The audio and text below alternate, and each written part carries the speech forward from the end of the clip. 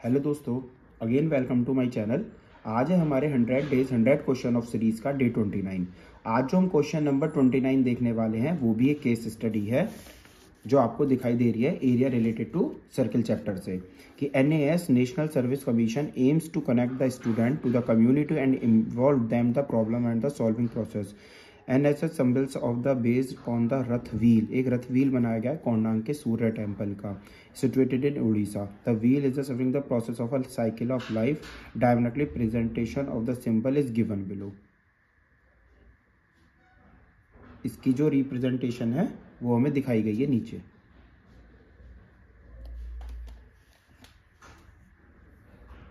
ठीक, तो अब देखते हैं ये क्वेश्चन कंप्लीट। जो क्वेश्चन आया हुआ है ये रही फिगर आपके पास। क्वेश्चन कह रहा है OP इक्वल्स टू 21 सेंटीमीटर है, OS is equal to 10 centimetre है। और इसमें भी 4 नंबर के 4 क्वेश्चन आपके पास आए हुए हैं, एक 2 नंबर का, एक नंबर का, एक का। लास्ट वाले पार्ट में चॉइस है। सबसे पहले कह रहा है find the angle of ROS। आपको फिगर दिखाई दे रही होगी, इसमें ROS ये कितने डिग्री का एंगल बन रहा है ये बताना है। तो आइए फाइंड करते हैं। फर्स्ट पार्ट में हमें फाइंड करना है ROS कितने डिग्री का है। तो सबसे पहले हम सर्किल के टोटल पार्ट्स काउंट करेंगे। 1 2 3 4 5 6 7 8। एक सर्किल को टोटल डिवाइड कर दिया गया है कितने पार्ट में, 8 पार्ट में।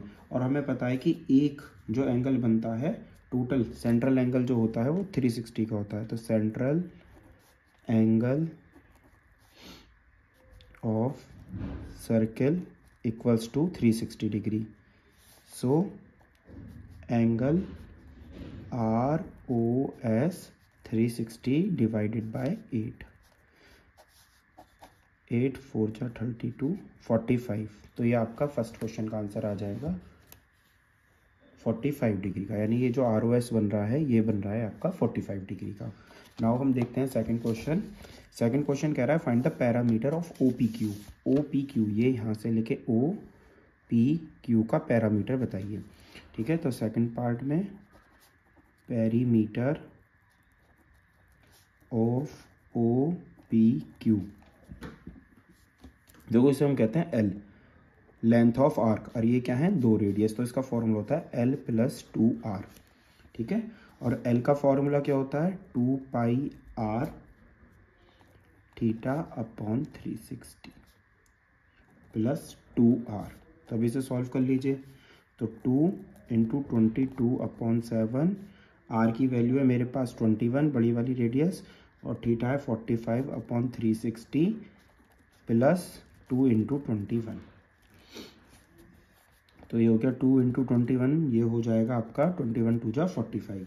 ठीक है, ये आपके पास आ गया कितना सॉल्व करके 45। इसे देख लीजिए, तो ये इससे कट हो जाएगा 7 3 जा 3 से ये कट कर सकते हैं आप।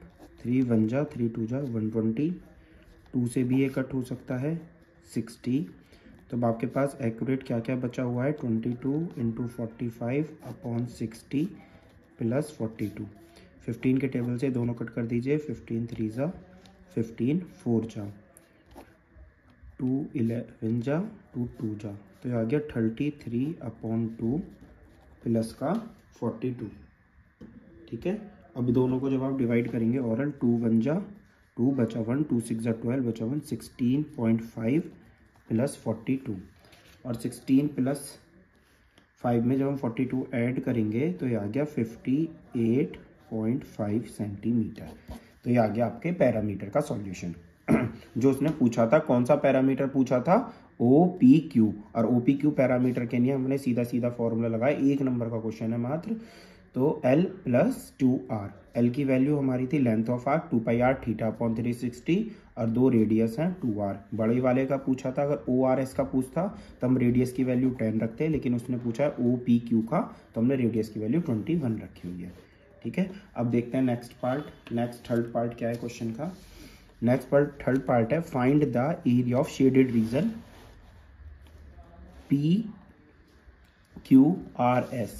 PQRS का शेडेड रीजन निकालिए। तो थर्ड का फर्स्ट पार्ट जब हम देख रहे हैं तो ये कह रहा है एरिया ऑफ PQRS।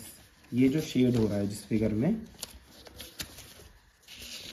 जिस फिगर में शेड हो रहा है ये वाला, इस पार्ट का आपको एरिया निकालना है। तो आपको एक बड़े सेक्टर में से छोटा सेक्टर क्या कर देंगे, माइनस कर देंगे। तो सेक्टर का फॉर्मूला वही लगाएंगे, 2πr थीटा अपॉन, तो हम क्या लिख सकते हैं, हम लिख सकते हैं एरिया ऑफ सेक्टर OPQ बड़ा वाला माइनस एरिया ऑफ सेक्टर छोटा वाला ORS। फॉर्मूला हमारा क्या होता है,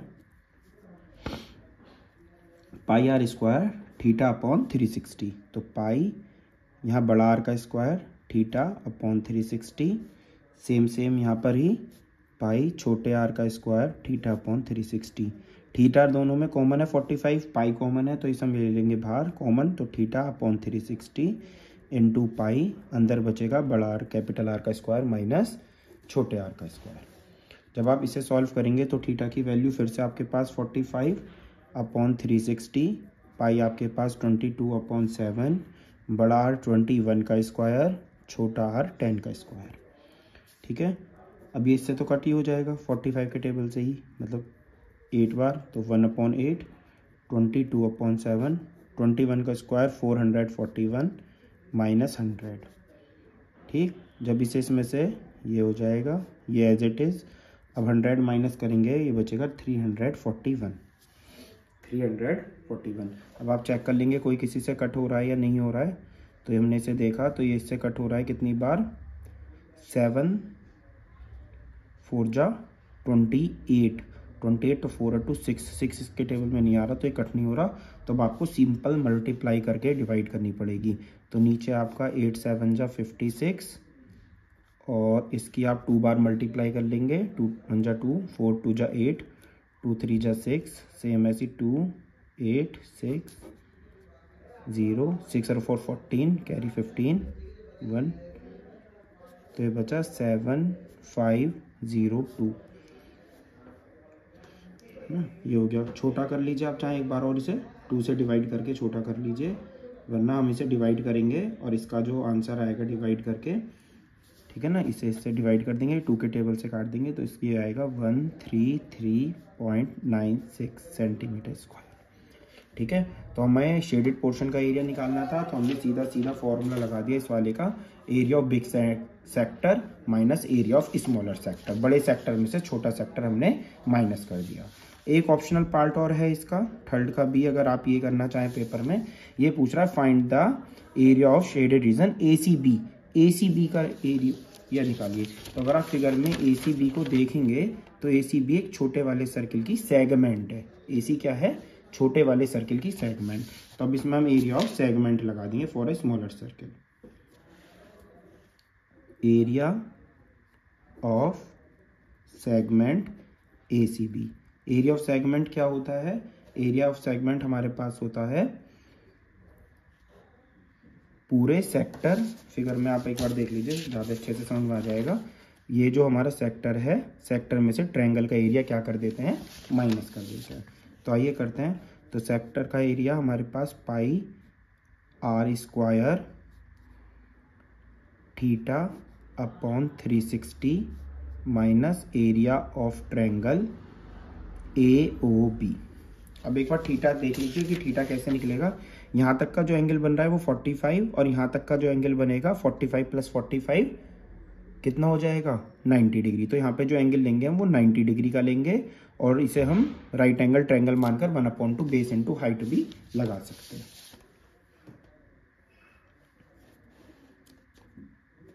तो इसमें रखते हैं पाई की वैल्यू, अभी हम फिलहाल पाई ही रहने देते हैं। आर की वैल्यू मेरे पास 10 है, और थीटा मेरे पास 90/360 माइनस 1/2 बेस इंटू हाइट भी लगा सकते हैं, क्योंकि हमारे पास सीधा सीधा जो बन रहा है 90 डिग्री का, तो ये हाइट भी और ये बेस दोनों 10 हो जाएंगी। तो 10 × 10। अब इसे सॉल्व कर लीजिए आप। 10 हमारे पास ये हो गया, इससे कटा 4 बार।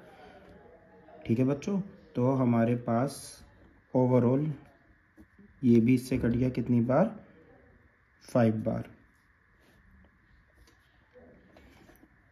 तो ये हो गया 100 पाई अपॉन 4 माइनस 50।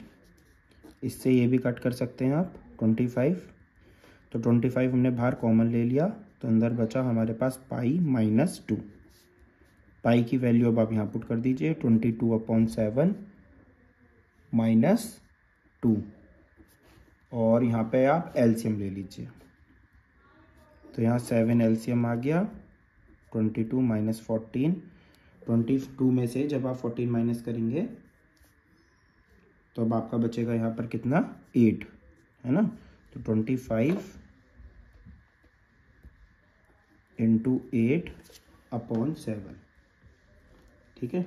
25 8 जा कितने होते हैं, 200/7। पॉइंट में निकालना हो तो आप पॉइंट में निकाल सकते हैं, अदरवाइज यहाँ पे भी छोड़ सकते हैं। तो ये था हमारे पूरा केस स्टडी का क्वेश्चन जो 4 मार्क्स का था, लेकिन काफ़ी लॉन्ग क्वेश्चन था, क्योंकि calculation area related to circle की फॉर्मूले कॉन्सेप्ट रहते हैं, लेकिन कैलकुलेशन थोड़ी लेंथी हो जाती है। तो एक बार और देख लीजिए आप कि सबसे पहले हमें एक फिगर दी हुई थी, उसमें इसका एंगल पूछा, तो टोटल पार्ट कितने हैं उसे 360 से डिवाइड करा तो एंगल निकल कर आ गए हैं। फिर हमसे सेक्टर का भी फॉर्मूला इसी पार्ट में लग गया है, तो area of sector L plus पूरा बचा हुआ जो पोर्शन था पेरीमीटर था, तो L प्लस 2R हमने लगाया है फॉर्मूला। नेक्स्ट हमसे शेडेड पोर्शन का एरिया पूछा हुआ था, तो बड़े सेक्टर में से छोटा सेक्टर माइनस कर दिया, और जो हमसे लास्ट पूछा गया था वो ये छोटा सा पार्ट जो ACB दिखाई दे रहा है इसका एरिया, और ये पिक्चर बन रही है हमारे पास सेगमेंट, तो एरिया ऑफ सेगमेंट सेक्टर में से ट्रायंगल क्या कर देते हैं, माइनस। ठीक है, ठीक है दोस्तों, ये थी केस स्टडी 2024 की।